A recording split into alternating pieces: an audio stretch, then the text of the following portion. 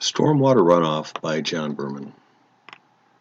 We'll look at the water cycle. You'll notice when we look at this slide that we have precipitation coming down over here in the mountains.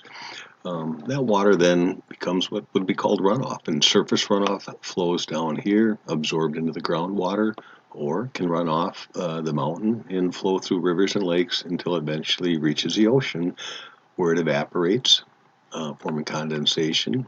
Transpiration from plants also takes groundwater and transports it in essence into condensation, which then becomes precipitation, which falls on the mountains again in this case and refreshes the cycle. So we have this complete cycle, water flowing basically from start to finish.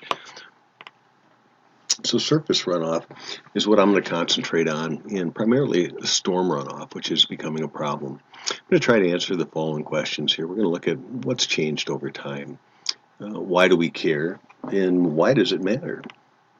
So when we look at water, our stock is water in our system. And our inflows are normal runoff, natural spring flows, so springs that people have in their farms or whatever that flow water year round, and then snow melt or ice melt, such as glacier melt. And then we have absorption, which is one of our outflows. So water in a lake will eventually, some of it will absorb through the ground and end up in the groundwater. Some will flow from a reservoir or lake, and an outflow is a stream and eventually work its way to the ocean. And then we have evaporation, which is going to form that water that goes to form clouds and forms precipitation to complete that cycle. So when we look at converters and interconnections, climate change would be a converter. And what's happening is we get increased precipitation with that and faster melting. So we're looking at glacial melt, snow melt in the spring. It's all adding to flow in this problem. And then interconnections, land usage is one, and population. Now these two seem a little maybe different when you think about it. We're talking about water flow or a water problem. But land usage has changed because population has increased. So with the increase in population, there's more people obviously. Those more people need more food. That more food then creates a demand to convert land into agricultural land that might have previously been used as a pasture or a marsh or something that can filter, slow the water flow right down. Or people are building new houses. More people are going to need more housing, whether it's an apartment or a house, and all of that changes the interconnections. When something changes, everything changes. So here's a look at increased land use. On the left here, the far left, we're looking at a slide that was taken in 2005. This is from a GIS website. And this is some field land right here. And you'll notice that we have an area down here along this river that currently isn't being used for production. It's a buffer zone. It's a grassy area, or runoff and whatnot from this field is kind of filtered before it makes it into this river. Now this is from 2015, and you'll notice that here's the same river, same picture, just different land usage. Now they've gone and they've tilled or farmed pretty much right up to the edge of that river, and they've gotten rid of that buffer zone. And when we take a look at that, in this one field, they've removed, I've mapped this out here, enclosed by the red lines, 3.5 acres, or just over 3.5 acres. It was at one time buffer land. Now it's actually productive farmland.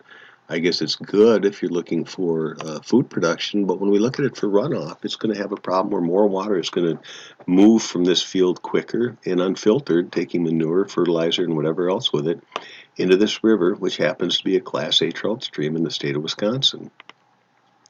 Now when we look at land use for people, in essence, here's a 2005 picture. Again, on this side, you'll notice that this area has been subdivided into lots, but there are no houses on it.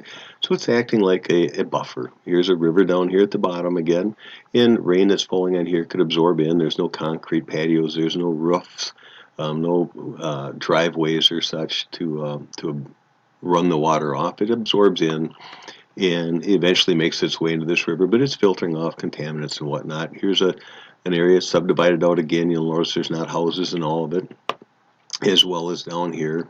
So moisture can absorb in, rain, snow, whatever. Here's the same area in 2015. You'll notice that now we've populated this top area here. This whole row right here is populated. We've added housing in here.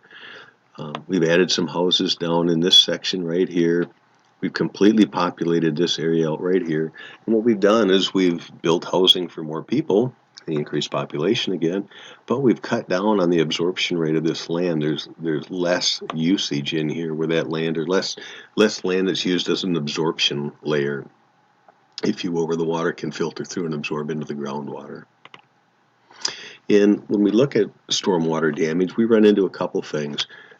Here is some land, or dams, pardon me, that are in West Salem. This is Lake Neshonoc Dam. In the flood of 2017 that we had, a lot of material, debris, boats, whatnot, came in and destroyed a portion of their what's called splash boards. Fortunately, it didn't take it completely out, or there would have been some flooding in La Crosse. The same flood, this is the dam up in Black River Falls. It was rebuilt, if I remember right, in 2015, and it pulled out right here in the center section one complete Tainer gate, which would look just like this gate right here, and the water had enough force that it actually ripped that out. So what happens now is, until they rebuilt this, you'll notice all the gates are open. They have no control over the flow, so they can't hold water back to prevent flooding downstream if need be. So stormwater has some destructive properties to it. This is a short video I'm going to show here really quick, and it's some stormwater runoff from a dam that I take care of in Wisconsin. And you can see the amount of water that comes through. So this was after a rain event that we had a few years ago, 2016 if I remember right. Normally, none of the gates would be open. You'll notice that this gate is wide open. The other gates are cresting water over. This is our mix area below it, where the water would normally come out in a nice flow and flow downstream, but it's overrunning basically the entire area. So what are some things that we can do to help with this problem? Well, one thing that can be done is something called porous asphalt or absorptive blacktop. And what that does is stormwater, instead of running off this road, actually filters through it. So you don't run this water off into the storm drains, which drain into the river or lakes, depending on where you're located at. The water is filtered through different layers underneath here and removes some pollutants, some heavy metals. I'm not saying it's perfect, but it's better than running it off into the river, and eventually that water then ends up in the groundwater. Here's an example where we've used permeable pavers. So these pavers allow water to percolate down through instead of running off, and they do basically the same thing as the absorptive blacktop. The water ends up down in the groundwater, somewhat cleaned. This is a rain garden where you could put by a building where you're taking some of that storm water that's coming off, and it's being absorbed in and filtered by the plants that are planted in here and replenishing the groundwater instead of ending up in storm sewers and running into rivers and streams. And you can put these in as well along the edge of streets, so you're catching stormwater runoff again. You'll notice there's a root system here and soil and some gravel in our discharges down here where the water is coming out and being placed back into the groundwater or into the storm sewer after some of it's been filtered and cleaned.